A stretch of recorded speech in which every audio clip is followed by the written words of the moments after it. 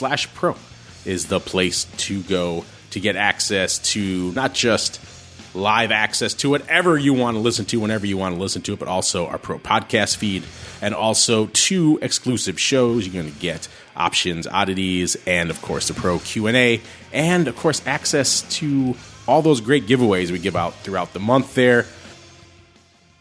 And we'll be traveling a little bit earlier this week. I'm still down here in the Southern studio, so my sound a little bit different. That's why I'm down here. Feeling hale and hearty today, listeners, so it seems like most of the madness is behind me.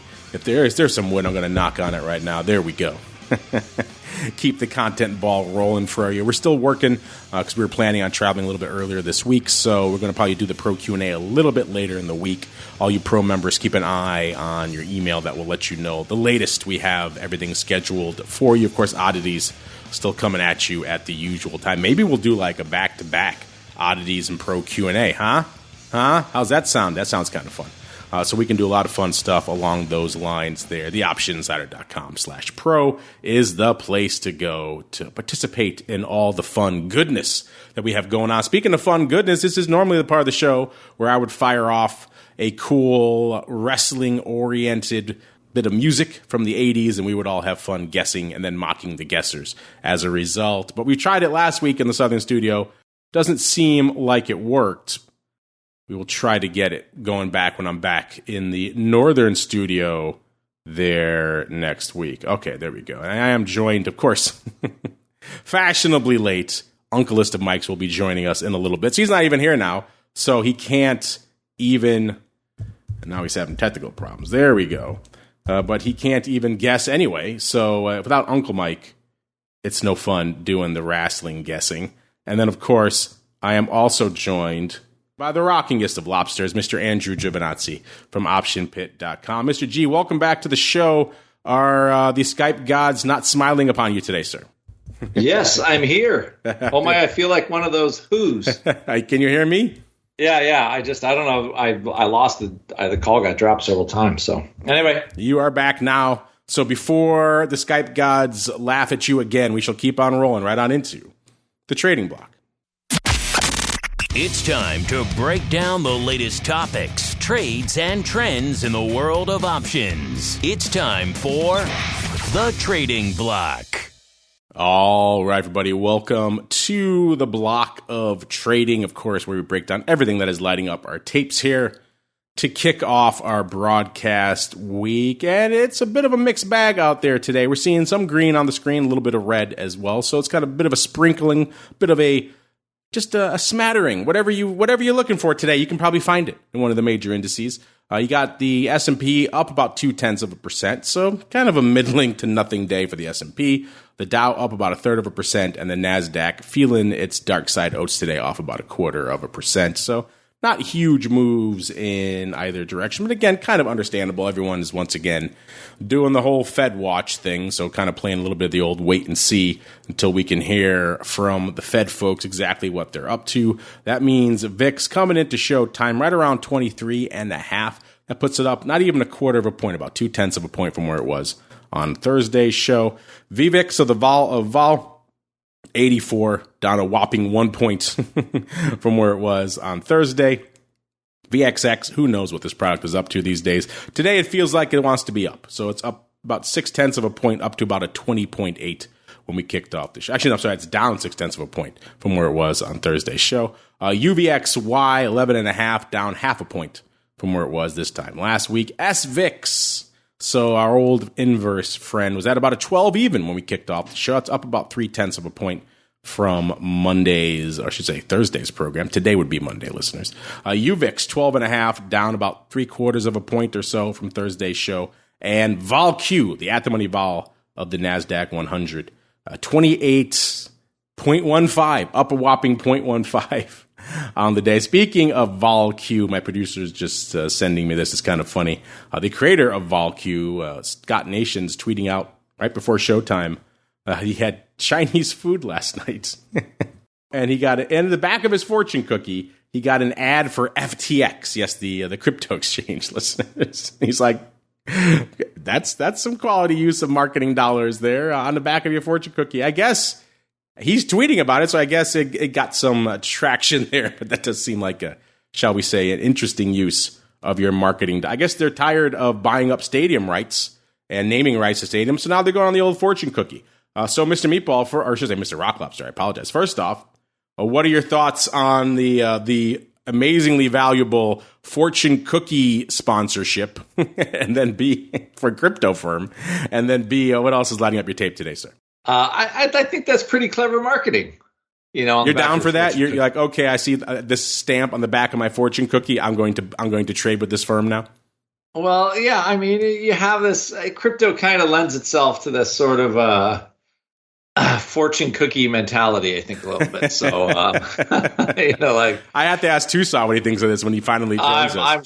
I'm sure he will have some choice words for it. So, but kind of fun. And I will mention it is Monday. I know you normally do your 80s wrestling, but on Twitter, there's this really funny thing with the little kid that you posted with, doing the throwdown with the Hulkster, which I thought was that did bring a smile. One of the more endearing wrestling moments I've ever seen. That did bring a smile to my face. That was pretty cool. Yes, that was definitely a young Uncle Mike in action there.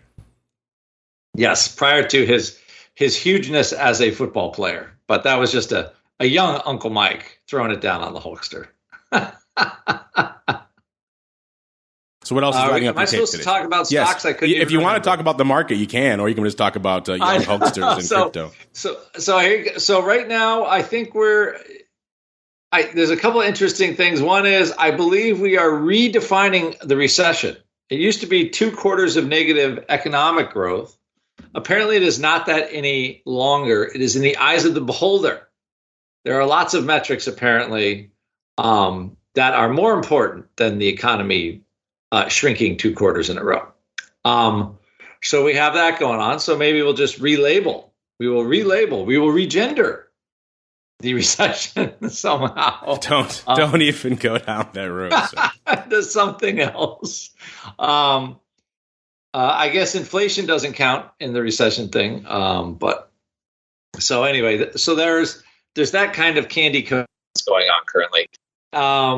And also, I mean, last week, like Verizon and AT&T, they're saying, hey, we're seeing a slowdown in payments for, your phone bill. And, I would guess just because inflation now, I mean, I'm sure that's at least a phone bill for most people, everybody. Like, inflation, like you're whatever you're buying before, you got to spend more money. So people are not paying their phone bills. And I thought the last thing to go in a recession would be folks not paying their phone bills because they won't, if their phone gets turned off, what are they going to do? I, for one, would be quite happy if my phone was turned off and I never use it again. But I'm an old curmudgeon, so it doesn't really matter what I think. But I thought those were very, I would say, troubling. So we have, besides the relabeling of the reception and and phone customers not really paying their bills on time, I guess they made a comment on it. It wasn't a material impact, but they commented on it. And of course, what is that? Stocks are up today.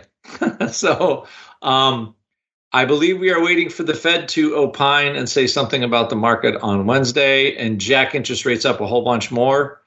I think the market's predicting 75 basis points, could be as high as 100.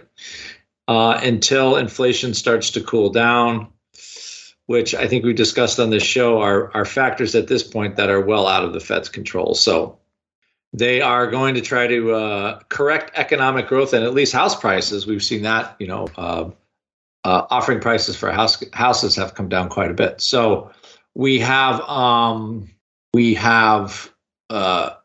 at least starting to see the signs of some inflation pullback. Gas is cheaper. It was over $5 here. It's now down to $4.50. I haven't seen it in food prices yet. I haven't seen it in lobster prices yet. Lobster prices here are like $13 a pound, which remain as a lot. Actually, it's normally around $4 or $5 a pound. So you have that going. So again, I think there's positive inflation shoots. The Fed is trying something, I guess better late than never. And Congress is going to spend $50 billion on big tech chip fabrication. I would guess the one industry that really doesn't need money from Congress would be chip fabricators. Yet somehow they convinced the Biden administration or Congress to fork over $50 billion. So probably better to domestic production than maybe, let's say, Ukraine, which is getting apparently quite a bit of money from us lately. So anyway, I think that's the state of the world, still a bit topsy-turvy. And VIX is hanging out right at the danger zone once again. It's 47 cents away from zone 4, which it has been in most of the last 4.5, 5 months. So again, we're waiting for news to somehow turn the corner, but as of yet, I haven't seen things, again, I think marginally better just because the Russian thing hasn't gotten worse, but I still think we're kind of in for a rocky stock market here for a little bit, but that's my views as of right now. You are very hung up on this phone payment indicator. That to you is that's the canary in the coal mine. People paying their phones late. That's it. Rock Lobster. Now he's worried. Now he's skittish. I found that odd. Like, okay, I just see them never happening, and yet I guess it depends if they actually start shutting people's phones off, and they all go to those cheapy plans. So we'll see how all that goes down. All right, and now we are joined fashionably late, as always, raging prima donna that he is, by none other than the uncleest of Mikes, Mr. Uncle Mike TOSAW from St. Charles Wealth Management. Uncle Mike, are you enjoying your fashionably late, all eyes on you entrance, sir? Hey, you know what? Since I didn't get to do the 80s wrestling thing today, I'll just quote Bobby Heenan. One time when he would come in late to interviews, Gene Okerlund would get on him and he'd say, what do I need, a note from my doctor?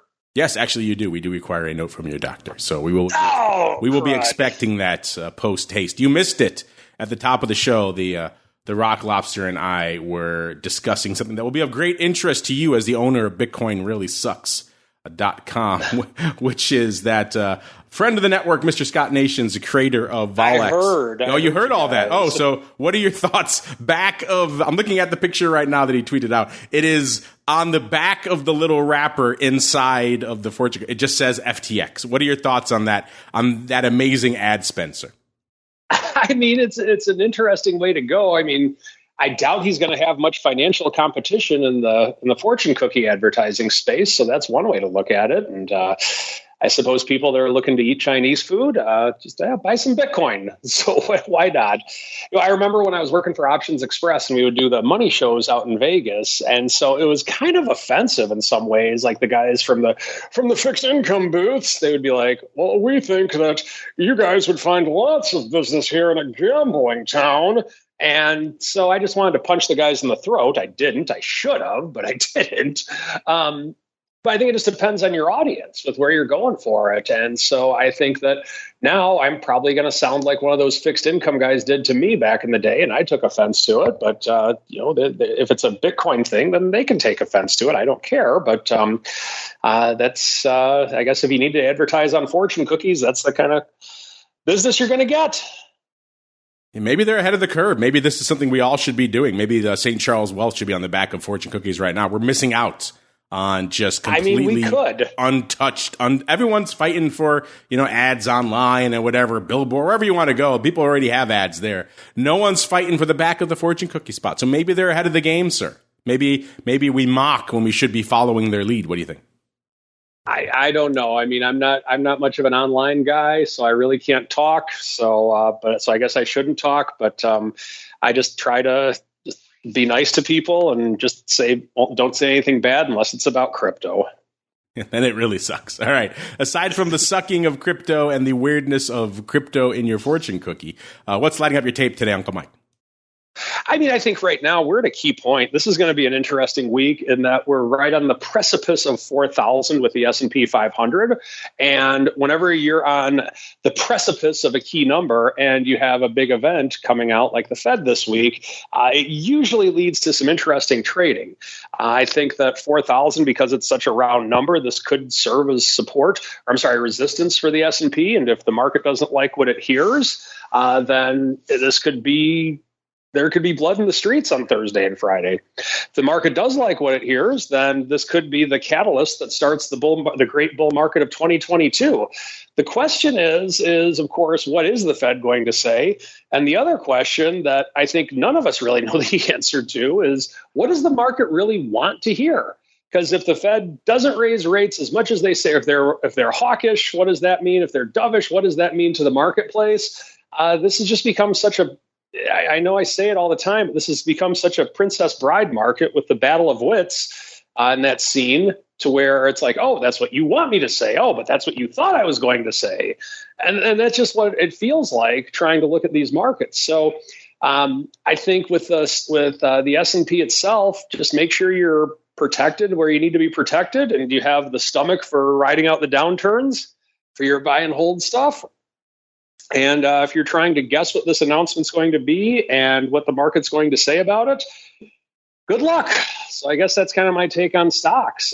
We have 10-year note is selling off a little bit today, so it's kind of been flat a little bit. We rallied a little bit last week, so we're not continuing with it. So it'll be interesting to see how that reacts to what the Fed does. And so definitely watching that. But for right now, not to steal the thunder of Around the Block, but I think that's just what I'm watching at this stage. Funny you should mention making people guess about what's going on with the markets and the Fed, because that's exactly what we're doing this week, listeners. Our question of the week just went live right before showtime. And the question is quite simply, the Fed is back this week, sending traders into a tizzy about interest rates. We're not going to make you guess the rates. That's all in the Fed Watch. You can go look at that stuff if you want. But instead, we're going to ask you, if you had to buy a SPY at the money, call or put, at the time you posted this, it was right around $39.70.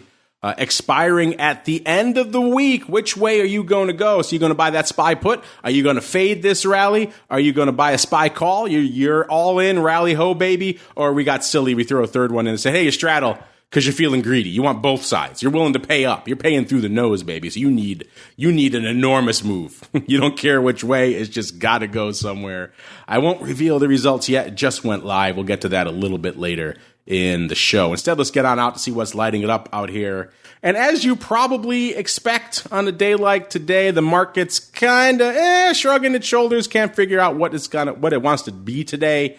And we got the Fed looming in a couple of days here. Not a heck of a lot of paper lighting up the tape today, listeners. VIX right now, 173,000 contracts on the tape. Our chat is already guessing what we were going to do today for the wrestling guessing game. We did not do it today, so it will be for next week. Don't spoil it, people. Don't clue them in for because then they'll have a chance of getting it. Yes, I think you guys are on the right tip with what you folks are guessing. But yeah, out there today on the old market activity, not a heck of a lot. VIX, 173,000 contracts on the tape. The ADV, 450 right now, so that continues to trend in the wrong direction as well. VIX just continues to move farther away from 500,000 contracts a day. SPY, about 3.25 million right now, so SPY's looking pretty robust. The ADV, about 6.8 million, so it's hanging out right along those lines, looking pretty nice out there. Probably going to hit that level today. The S, 938,000, so it's on track for 1 million pretty soon, and we know 1 million this time of the show, close to it in the S. That's nothing to sneeze at. The ADV is 2.14. Will it get there today? Seems like it probably has a chance of getting there. Small caps, IWM, 356,000 contracts on the tape right now. The ADV, 699, just a tick under 700K, listeners. Seems like it'll probably hit that today. The Qs, 1.33 million. The ADV out there is only 2.43 million, so looks like the Qs are going to hit their number today as well. Speaking of numbers, let's get out to the top 10 most active, see what's lighting things up out there today. Let's go out to number 10. Only cost you 141,000 contracts to break into the top 10 today, listeners. That ain't a heck of a lot, to put it mildly, out here. We haven't seen it this light in a little while. We've been seeing most days over 200K recently. And yeah, just ran the numbers again right now to see if there's any sort of flurry of activity, and it's up to a whopping 142. So not a heck of a lot going on out there today, listeners. That gets you to good old Ford 12.89, up about 8 cents. So looking nice and robust again after dipping back down to, let's see, how low did it get? Got down to around the 11 handle. Actually got down to 1061. at one point. So yeah, that was they came for Ford for a little while there. 1284. So Ford feeling the upside again today. Good for only 141,000 contracts. Remember when Ford was a meme name, listeners? Doesn't seem like it was that long ago. Are we getting back into it? You guys getting back into Ford? Is Ford memey again? I don't know. Hit us up. Let us know. As we get on to number 9, this is kind of like at least the bottom half of the top 10 here is like all the old standbys popping back in. Number 9, Microsoft here. Good for a whopping 152,000 contracts. That still shouldn't be enough to break into the top 10 on a normal day, but today kind of light. Microsoft today off about $1 or about 0.4%, trading right around 259 and change out there today. Looks like they got down to 241. That was their low, about 241 and a half. So they have bounced a wee bit, and the 52-week high was nearly 350. So obviously they're a wee bit off of their highs as well. Then we've got number 8, the artist formerly known as Facebook, now masquerading under the awful pseudonym of Meta. Off 2.5, about 260 today. That's about 1.5%, trading around 166.70 or so today. One of my producers pointed out to me today that you have to call them the Mangs now as opposed to the Fangs. And I said, I will never do that. I will never call them the Mangs because that sounds horrible. Fang versus Mang. I think you know which way I'm going to go. Number 7, we've got the old Google, a.k.a. Alphabet, out there. Let's see what they are up to today. Google 107 and about 107.10 or so, off about 75 cents.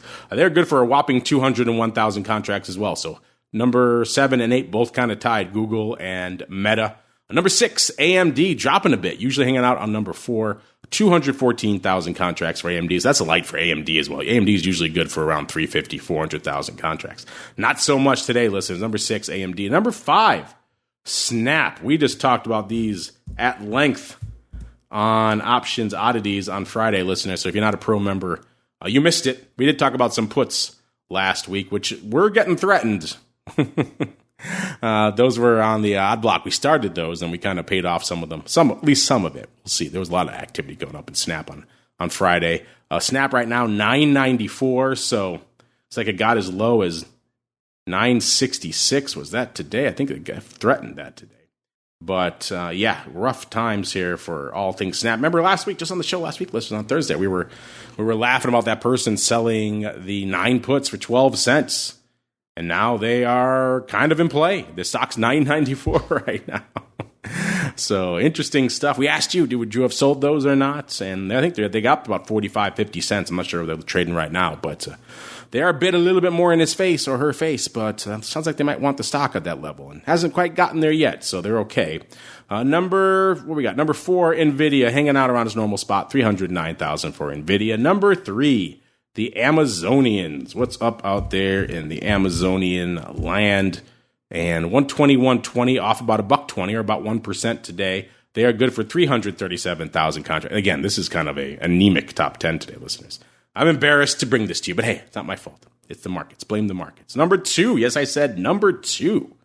It's the Fruit Company. Fruit Company only managing a paltry 454,000 contract. Usually they can easily do 3x that. Not quite today, listeners. Apple off $0.50 or about 1/3%. And that means number 1, once again, is the old Tesla. Let's see what Tesla is up to today. 811.25, off $5.50 or about 2/3%. So kind of a quiet day for Tesla. 588,000. That's all it cost you, listeners, to top the top 10 today. 588,000. I'm trying to remember the last time it was that low. It's been a little bit out there. Let's see what's going on out here this week from an earnings perspective. And luckily for you, listeners, because we like you, we've got the updated earnings move results, earnings season, and earnings trades reports hot off the presses from our friends over there at Orats. Why? Because we like you. And because it's all free. Because we like you. That's how much we like you folks. What's popping off this week? Well, there's something for everybody this week. Today we got Phillips and Whirlpool. Tomorrow, UPS. So if you're into all the shipping and logistics, which has been all the rage since the pandemic, we got you covered tomorrow. Coca-Cola. You want to go back to old school Warren Buffett land? You got you there. GM and GE. Mickey D's, Albertsons, Kimberly-Clark, Alphabet, Microsoft, Visa, and Chipotle. That's just tomorrow, Wednesday. Boeing, our old friends across the street. They haven't moved yet, but they will be moving soon. Spotify, Waste Management, Sherwin-Williams, Hilton, Humana, I won't call them Meta, Facebook, Ford, Qualcomm, and Etsy. That's on Wednesday. Thursday, here we go. Tilray, Pfizer, Baxter, Southwest, MasterCard, Merck, Hertz, Amazon, Roku, Intel. Friday, ExxonMobil, Chevron, B&G, AbbVie, Philips 66, and AstraZeneca. My goodness. There are some names popping off this week. Let's see. We've got some earnings move results. Not a ton popping off before the bell today. Let's just look at this report really quickly. See if we can run down anything cool for you guys. If you're into dormant products, we got you covered. Outside of that, not a lot of big names popping off before the bell today. But we got some big names coming up, as I just mentioned. Mickey D's on the 26th before the bell. We've got the earnings report for them updated minutes ago, listeners. They were trading right around $2.54 when this report was run. They were pricing in, get this, listeners, $7.28. In the past, they moved $4.40. Man, Mickey D's is pricing in a lot of McDouble Vol. Big Mac Vol, call it what you will out there, listeners. Let's go to the old Googles. We were just talking about them. 108 is where they were trading. They're pricing in $6.66. Oh, number of the beast there. In the past, they've moved $5.38, so a little bit extra juice for them. Our old friend, let's go to Microsoft. Just talking about them as well. 26 after the bell for them. $2.60 and about a third is where they were trading. They're pricing in, my goodness, nearly $12. $11.93. In the past, they've moved $6.57. That is, wow, that's a lot of extra juice from Microsoft. Maybe that's because the whole Activision deal is still kind of in limbo a little bit with regulatory review. I'll have to go look and see why there is so much extra juice. Mr. Rocklap, he likes himself a little bit of Microsoft. Maybe he has a theory as to why Microsoft has nearly doubled the price of its straddle. But intriguing stuff out there. Let's look really quickly for some more. We got our old friends across the street. Boeing's July 27th before the bell. 158.20 is where they were trading. They're pricing in $8.36. In the past, they moved $5.81. So a fair amount of extra juice in Boeing as well. Wow, intriguing stuff. Let's go to, let's see, what else do we have on the old trading front? Are you into waste, listeners? And we got waste management. Let's go out to Ford. Let's go out to Ford on the 27th after the bell. Just talking about them, $12.82 is where they were trading going into this report. They were pricing in 84 cents. In the past, they've moved 60 cents. So decent amount of extra juice. It's no 2X like we're seeing in some of these other names, but a fair amount of extra juice. Etsy, same day after the bell as well, 97.10 is where they were trading. They're pricing in $12.34. In the past, they've moved $10.95. So fair amount of extra juice out there as well, about $1.39 extra out there for Etsy. Let's go out to the old artist formerly known as Facebook as well. 27th after the bell, 169.25 is where they were trading. Wow, how much extra juice are they putting on here? $17.59 is what they are pricing in. In the past, they've moved $12.92. Wow. That's some extra juice in the old Facebook realm. Wow. I guess they're a lot of vol coming with that new name, listeners. the new fortunes of the cup. Let's go out to the airlines really quickly. Love, that's of course Southwest, 28th before the bell. 40.25 is where they were trading. They're pricing in $1.86, so closing in on $2. In the past, they've moved to $1.03, so that's a fair amount of extra juice for Southwest as well, which again makes sense. Input prices through the roof, all sorts of craziness going on. We're hearing stories about crazy delays out of Chicago right now and cancellations for days because of weather, and of course inflation, can't get pilots, all sorts of craziness and drama in the world of airlines. Let's do a couple more, then we'll get out of here, listeners. Let's go on out to Apple, a name one or two of you may be interested in. They are 28th after the bell. 154 is where they were trading. They're pricing in $6.90. In the past, they moved $5.27. So that's a fair amount of extra juice for Apple as well. Wow, $1.63 worth of extra juice. That's a lot for the fruit company. Amazon, 28th after the bell, 122 and about a half is where they were trading. They're pricing in $7.91. In the past, they moved $6.75. So $1.16 worth of extra juice in Amazon as well. Is that merited? I will leave it up to you folks, listeners, to decide. Right now, the earnings season report, it has been updated a little bit now. We're back up to 92 names reporting, and we have back up to 109%. So we're actually outperforming again, which is kind of nice. I was looking a little dire earlier when it was, I think, 65% or whatever the hell it was. It was a depressing number. Let's look here right now. Oh, we got a whole bunch of new trade signals today on our earnings trades report. They're buying a straddle in CVLT. They're selling a straddle in FFIV. They're selling a straddle in UPS, and they're buying a calendar in Logitech. So 4 new trades going up today on top of the 53 long straddles, 22 short straddles, and 42 long calendars that we are already monitoring for your trading interest and convenience, listeners. Where do you go to find all that? TheOptionsInsider.com is the place to go. Meanwhile, we got to get on out of here and into our next segment. It is time to unleash the beast. It is time for the Odd Block. It's time to break down the most interesting, unusual, and downright questionable options activity that's been identified by TheOptionsInsider.com. It's time for the Odd Block.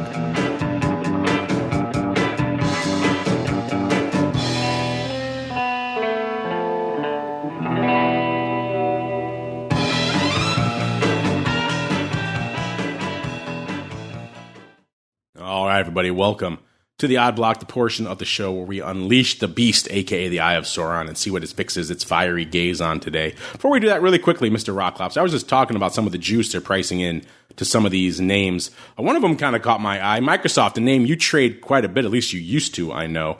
Not quite doubling their straddle, but pretty darn close. In the past, they moved $6.57. Right now, pricing in nearly $12. What are your thoughts on why Softy is pricing in so much extra juicer? I think it's the whole, the big tech valuation thing. I think the market's trying to figure out really like, okay, last year was like, any price is good. But I think, traders looked at Amazon and like the earnings felt that they kind of peaked. I mean, Amazon hasn't made a new high, I believe, in 2 years, something like that. So I think, part of the problem is, it's not that Microsoft isn't like a great growth, it's a great company. It's just how much are people willing to pay?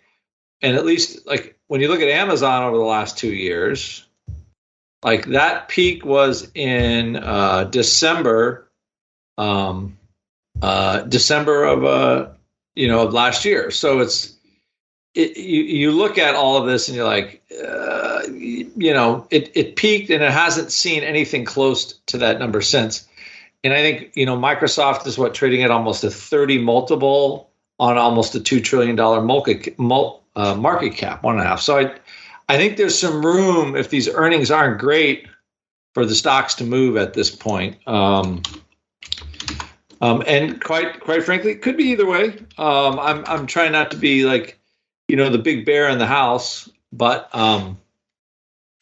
it does look like, Microsoft, there's nothing to say that Microsoft can't be a $220 stock again and still have like a pretty healthy, that's only like a 22 PE or something like that. So it's not unreasonable, I think, for these stocks. And I think people are looking at the earnings and they're freaking out. I mean, they saw Tesla moved how much after their earnings, which I'm still kind of scratching my head on that one, to be quite honest.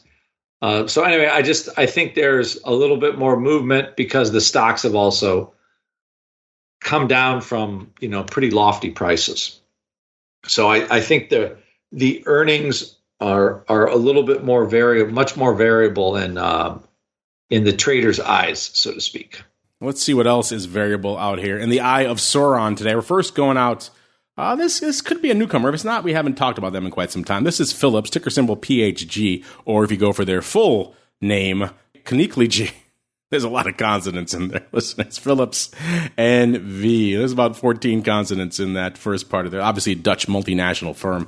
We like to know them as Philips. I think most people refer to them that way. Medical devices and a bunch of other stuff that they make out there. Let's see, trading $20.50. Kind of a rough year for them. Off about $25.50 or 55% on the year. A year ago, trading $46.14. They got to their high, it looks like around November, so when a lot of the market did, of about $48.72. and then it's been pretty much straight down. In fact, they fell off a cliff. On November 12th, they were $47.62. By November 15th, they were $42. Then by November 30th, they were $35. So they had already fallen quite a bit by December 1st. And then they just kept coming down to where they are right now. $20.50. Looks like they just come out with their earnings. They're blaming China. Everyone's blaming China. So the slowdown in their orders in China was no bueno. Let's see what the Eye of Sauron found, if that was bueno or not, listeners. It looks like someone may be feeling that this sell-off is overdone. Someone was coming in today. They really liked the AUG 22 halves. They picked up 4,000 of them for 30 cents. They were a dime at 30. They weren't playing. They said, we'll take all of them for 30 cents. That's a 45 vol. So in comparison to some of the other call purchases we've seen of late that are, triple-digit volatility, at least from a vol perspective, it's not the worst. The stock was $20.41 when these went up. Interesting. 22.5. I just said the stock is 20.5. So these have a bit of a ways to go if they are going to see the light of day. At the same time, Mr. Rocklop, that was the big trade out here in Phillips out here today. But we also saw, at the same time these went up, we saw small lots of the 22 half puts start going up as well. 393 of them for $2.15, 207 of them for $2.15. They kept going up in little chunks like that for a couple of hours there. Not quite the same amount. We saw about 4,400 total of the 22 half calls go up. Only 1,500 of the puts. So then again, it's not like it's a conversion reversal because the numbers don't line up. And also it's post earnings, so you can see people piling into that strike. But a little bit weird that we saw the exact same strike on both sides of the coin light up at around the same time. But we'll focus on the calls mostly. If you have thoughts on the puts as well. But what are your thoughts on this 4,000 lot of AUG 22 halves in everyone's favorite Phillips? You're looking at me so when you think of, stocks I want to buy calls in, do large, slow-moving European multinationals come to mind? No, they do not. Let alone lifting the offer for them. Lifting the offer. Earnings are out. They sold the stock off 7%. I think the earnings are out. That's what I'm guessing. And you still jump in and buy those calls? I'm not saying it can't work. I just find it. I wish them luck. That's all I'm going to say on this one. I wish them luck. I would rather be a seller of those things, to be quite honest. Like the Vols 43, I don't care. I could just tell you as a liquidity provider, I would sell those and buy stock delta neutral and be perfectly happy with that trade. But I could be wrong. Unless something miraculous happens out of the EU, which there could be the Russian miracle. They could declare a ceasefire. Always possible, because it does not look like they're leaving the eastern part of Ukraine anytime soon. Could happen, but also, maybe a bounce on the natural gas supplies. Who knows? But it just, none of it looks, it doesn't look that appetizing. You want to hear something crazy about this stock? At the beginning, April of 2021, which a little over a year ago, it was a $60 stock. So good times. Maybe they have that in mind. I do not know, but I'm just saying European equities is having a hard time. It's going back to 60 by August expiration. You heard it here first on the Odd listeners. It's a tough one. That's all I'm going to say. Yes, this is a challenge. It's a tough one getting back there. This one, I definitely with. I'm sure the liquidity providers. We're not angry. 43 vol or whatever. You're right. They could sell that. They could buy stock, and there's some stuff they could do against that. They're going to be all right. So they don't mind selling those. Which way would you rather go, listeners? Sell those or buy those bad boys out here? Let's go out to our next name. This is People Corp. We talked about them before on the show. Energy company out of Allentown, Pennsylvania. Ticker symbol People, PPL. Trading right now, $27.80. Today, they're up about half a buck. On the year, they are down about 2% or about half a buck. So they giveth and they taketh away. Because a year ago, they were trading $28.37. So yeah, a little over half a buck away. and then they rallied to their near-term high of $30.46, and they sold off again. They're kind of bouncing in the high 20s to low 30s range, and they rallied up again to about 30 and a quarter in January, and they sold off hard on March 1st, $25.45, and then right back up again to $30.37 in April. Then they hit their high for the year. They sold off a bit again, down to like about $28 in May. Then on everybody's favorite day, not June 8th this time, but June 7th, they hit their high for the year of $30.72.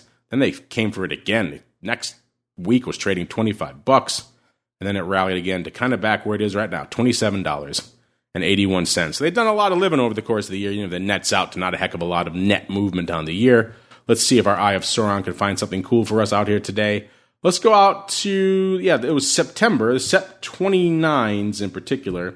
Someone deciding, I guess, to just blast away at these bad boys. 3,402 times for 30 cents. This is even less juice, Mr. Ropp. This is only a 17 vol out here. The stock was $27.80 when these went up, which is exactly where it is right now.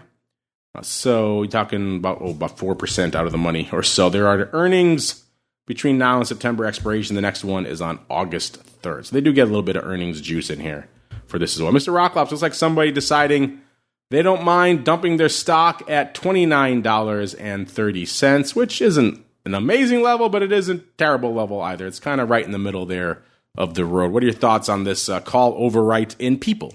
Well, what's funny is like you have that customer wrote a SEP 29 call for 30 cents.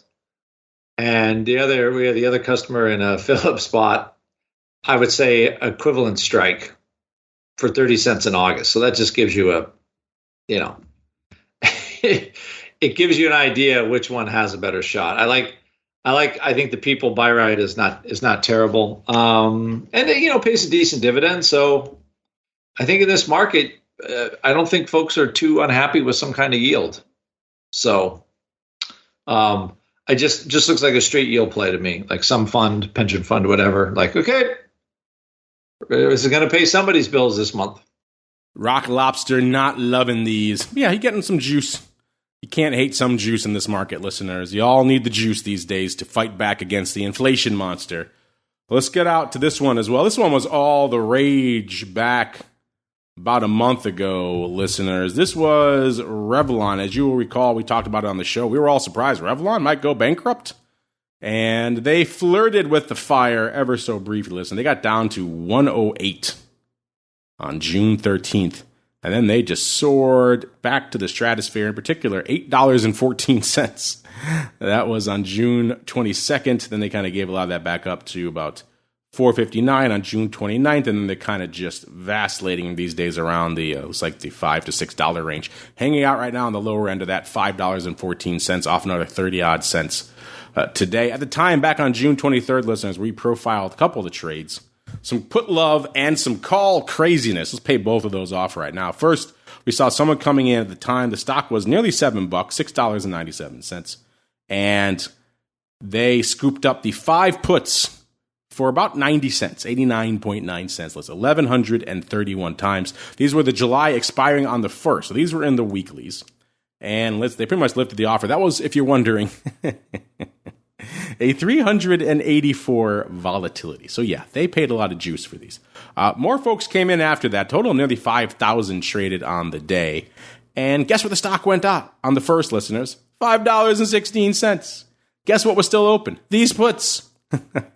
So unfortunately, this one was no bueno. Looks like they dropped about $100,000 on that first block. Obviously, all the volume that day, there could have been other stuff up with the later paper, but if we add it all up, and they all was the same kind of paper, then it's talking about $450,000 in total that they dropped on this. I looked to see if they had any Tide prints or stock sold off nearly $2. That would have been a loser as well. So luckily for them, no stock legs on this. Looks like they were just straight up put buys, and they dropped nearly $500,000. Not to be outdone, that same day, someone came in and picked up 1,285 of the July 10 calls. They paid nearly $1 for these, 99.9 cents. Ah, my goodness. They paid through the offer. The offer was at 95. They paid, I'll pay $1. Why not? This is also a 373. This is meme paper written all over it, listeners. 300 plus volatility. The stock was $7.46 when these went up. And guess what also went out worthless? These calls. The stock closed at $5.75 on July expiration. So you're dropping another $1.25 or so on these bad boys. So all told, you're out over $500,000 on both these trades. Obviously, they could not have been linked, but just they went up the same day. But intriguing stuff nonetheless. Mr. Rocklouser, people throwing a lot of money away on Revlon last month. What say you, sir? Well, you look at, they're throwing it away. I couldn't figure out from the bankruptcy what actually is going on, to be quite so is Ron Perlman, who was a pretty rich guy. Like, I thought he was like one of the richest guys in the world for a while. I mean, back in the day, maybe the 80s or 90s or something like that, buying and selling companies all over the place. But, so they're buying, it just kind of looks like they burned all these calls out and that was it. I mean, it wouldn't be, I guess somebody was betting on the squeeze kind of picking up steam, and I think they're a little disappointed from what I can tell. When folks are never disappointed, though, it's the strategy block. So let's get to it. It's time to dispense options, wit, wisdom, and education. It's time for the Strategy Block. All right, Mr. Uncle Mike, let's do this thing. What you got for us today, sir? I want to talk about straddles again. So going into this week with earnings, with the Fed, there's a lot of talk about straddles right now. And so with that, last week we talked about buying a straddle. This week, let's talk about selling a straddle. I want to talk about a trade that I don't think I've done in over 10 years, quite honestly, a good old-fashioned naked short straddle. What that is where you believe a stock is not going to move that much, if at all, and you sell an at-the-money naked call and you sell an at-the-money naked put.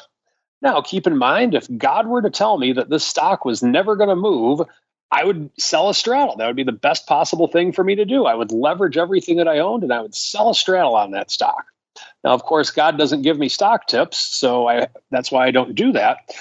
So with that being said, what I like to do is just look at a straddle, and I like to kind of see where the market could go. So in other words, we talk about on this show all the time how we analyze a straddle. What is the straddle going into the earnings? Well, it's the XYZ stocks trading at 100, and the straddle is trading at 6, meaning, let's say the at-the-money calls at $3, the at-the-money puts at $3.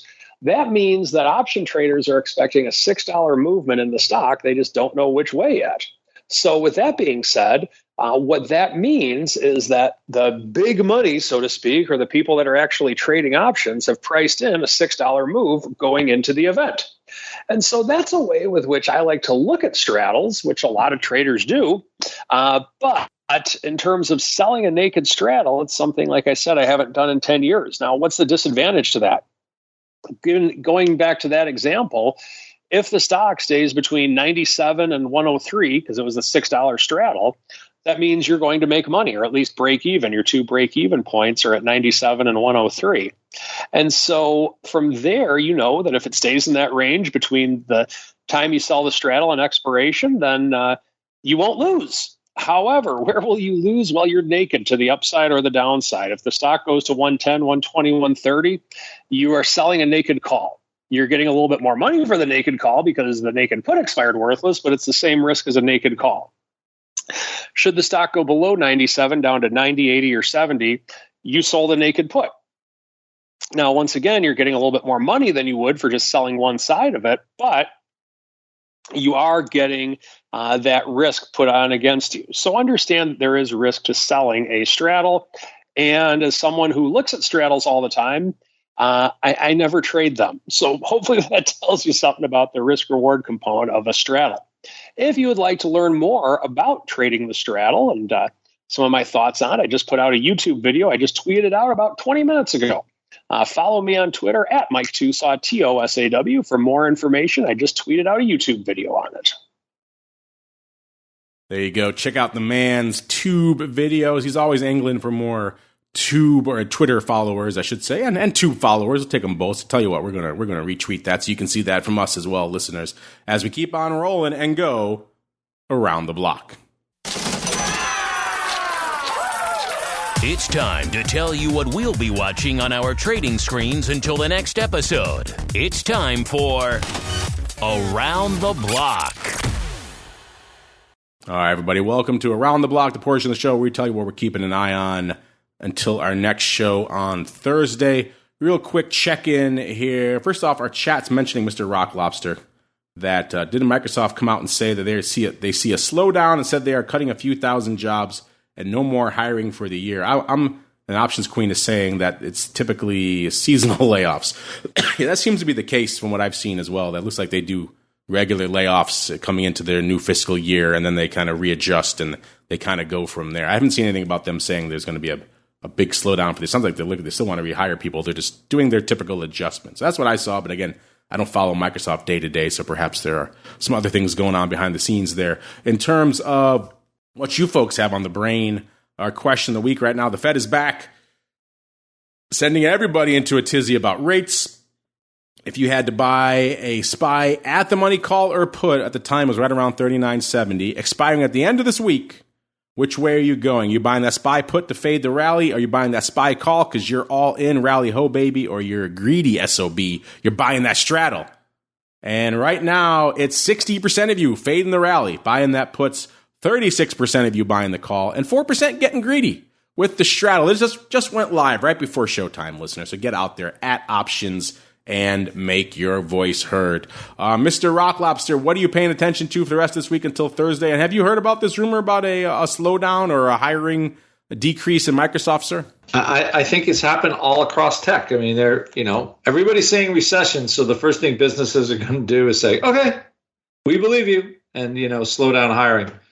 I'm sure Microsoft is such a huge company, they could lose 5% of their workforce, and they just kind of cut the dead weight anyway. So I don't think that's anything new for a company like Microsoft. But again, I do see some potential volatility in technology, and mostly, again, on the heels of Snap as well. Like, okay, that stock was down how much? Remember those 9 puts from last week that got the tickle?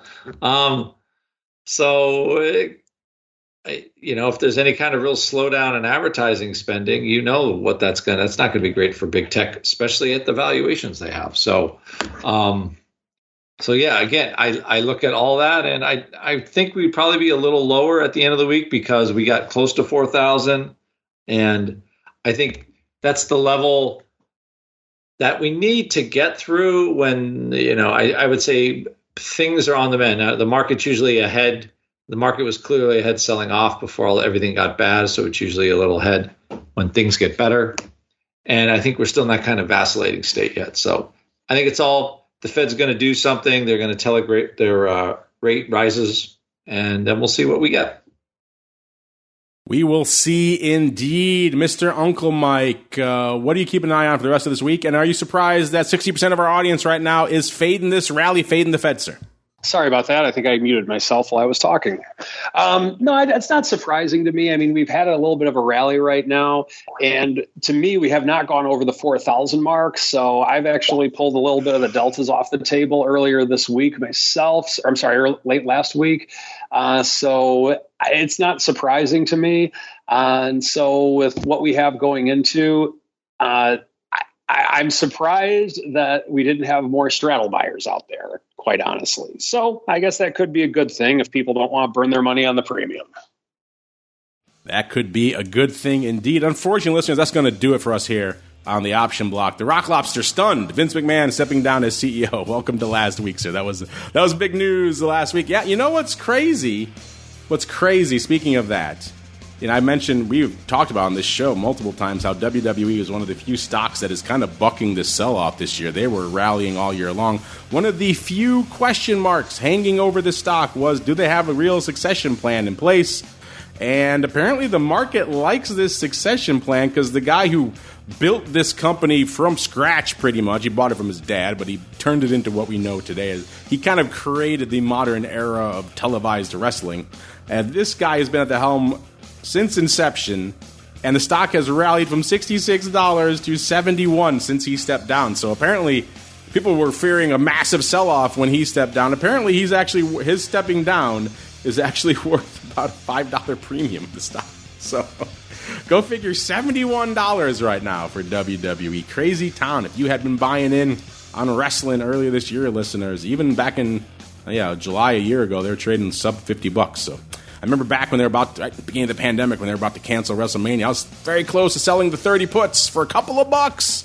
And I thought, man, if they cancel WrestleMania, this thing's going to blast down into the low 20s, maybe even teens. And then, of course, it has done nothing but rally since then. So, alas, I look back upon those puts with regret and or fondness. Let's go around the horn. Mr. Uncle Mike, sir, if folks want to reach out to you about this amazing pop in WWE stock or anything else, where should they go? What should they do? Feel free to follow me on Twitter at Mike Tosaw, TOSAW. If you're looking for a financial advisor to talk wrestling and options and financial planning in general, check out my website. You can contact me through there, stcharleswealth.com.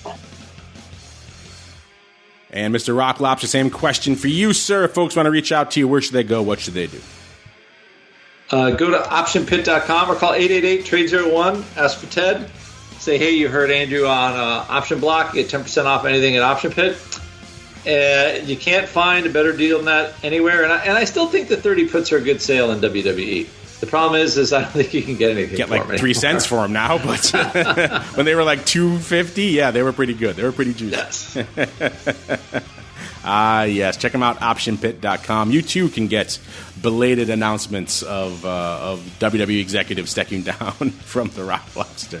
That's going to do it for us today, listeners. All you live folks will be back in a little bit to dive into the madness, the maelstrom that is all things crypto. Do we want to put it on the back of our crypto, or should I say, back of our fortune cookies? Well, I guess tune in to find out. And, of course, for all you listening after the fact, hit next on your device of choice. And the Crypto Rundown should be there waiting for you. Of course, I mentioned the Pro Q&A moving from its usual slot tomorrow. I'll probably be back later this week. In fact, I think I just got confirmation from our producers. We've got Mr. Saad Hussein from Vesica, the creator of Shift Search, who will be joining us for the Pro Q&A this week. We're going to do double duty. He's going to do it right after Oddities this week, and maybe we'll see if he twists his arm. Maybe we can get him to join us for a little bit of Oddities fun as well. He likes a little bit of the old unusual activity over there at Shift Search as well. So that could be a fun one. Stay tuned for that later this week. Double Dose of Pro coming easy for me to say. Double Dose of Pro coming at you on Friday. All the other usual goodness coming at you later this week. Back again on Thursday, another episode of the Option Block. Stay safe out there, everybody. You're listening to the Options Insider Radio Network, the home of the Options Podcast. For more quality options programs, visit theoptionsinsider.com or search for Options Insider Radio Network in your podcast provider of choice. Listeners can also access all of our programming through our mobile app available in the iTunes and Google Play stores. Select programs are also available via live stream at mixlr.com/options-insider. That's mixlr.com/options-insider. Don't forget to follow along with your favorite programs and submit your own questions for the hosts at twitter.com/options, stocktwits.com/options, facebook.com/theoptionsinsider, or via questions at theoptionsinsider.com.